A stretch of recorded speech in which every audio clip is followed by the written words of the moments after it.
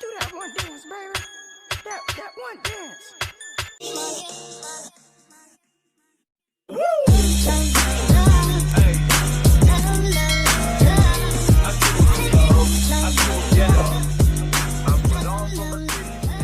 Assalamualaikum warahmatullahi wabarakatuh. Hai teman-teman, kami dari kelompok 7 akan menjelaskan tentang telaah filosofi sarana prasarana ideal dalam pendidikan Islam. Selanjutnya saya akan memperkenalkan anggota dari kelompok 7 yang terdiri dari saya sendiri, Dela Surya Putri. Berikutnya ada Binti Zahratul Horiyah, dan yang terakhir ada Ella Nur Aini. Jangan lupa simak video berikut ini sampai selesai ya teman-teman. Apa sih yang dimaksud dengan sarana dan prasarana itu? Baiklah, saya akan menjelaskan tentang sarana dan prasarana pendidikan. Yang pertama, saya akan menjelaskan sarana pendidikan. Sarana pendidikan adalah peralatan dan perlengkapan yang secara langsung dipergunakan untuk menunjang proses pendidikan. Contohnya seperti ruang kelas, meja kursi, serta alat-alat dan media pengajaran lainnya.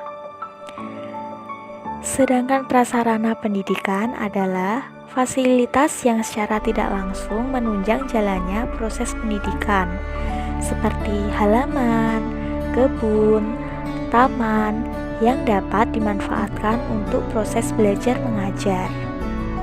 Jadi seperti itu ya sarana pendidikan dan prasarananya. Apa sih peran dan posisi sarana prasarana itu? Jika dilihat dari peran dan posisinya, sarana prasarana pendidikan dapat dibedakan menjadi 3, yaitu sebagai pelengkap, sebagai pembantu, dan sebagai tujuan. Yang pertama sebagai pelengkap. Sarana prasarana sifatnya hanya sebagai pelengkap seperti AC, alat peraga, dan lingkungan yang kondusif. Yang kedua yakni sebagai pembantu.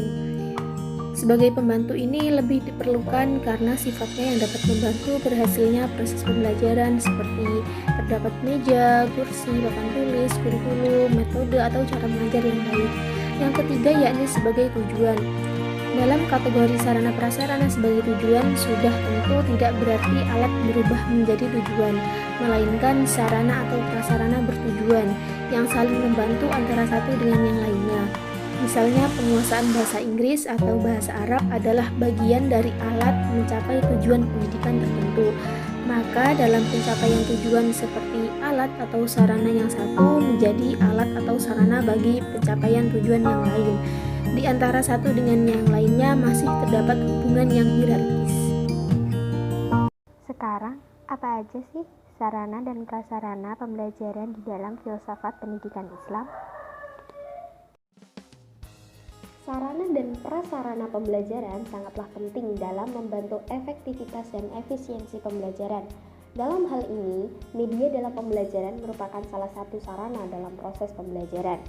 Media dalam perspektif pendidikan merupakan instrumen yang sangat strategis dalam ikut menentukan keberhasilan proses belajar mengajar, sebab keberadaannya secara langsung dapat memberikan dinamika tersendiri terhadap peserta didik.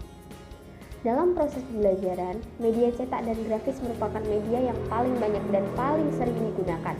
Media ini termasuk media visual non-proyeksi yang berfungsi untuk menyalurkan pesan dari pemberi ke penerima pesan. Secara sederhana, media grafis dapat diartikan sebagai media yang mengandung pesan yang dituangkan dalam bentuk tulisan, huruf-huruf, gambar-gambar, dan simbol-simbol yang mengandung arti. Media grafis juga termasuk media visual diam. Media proyeksi adalah media yang dapat digunakan dengan bantuan proyektor.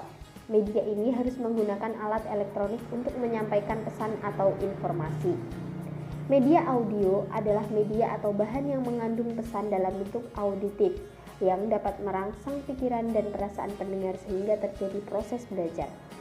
Media komputer merupakan jenis media yang secara virtual dapat menyediakan respons yang segera terhadap hasil belajar yang dilakukan oleh peserta didik.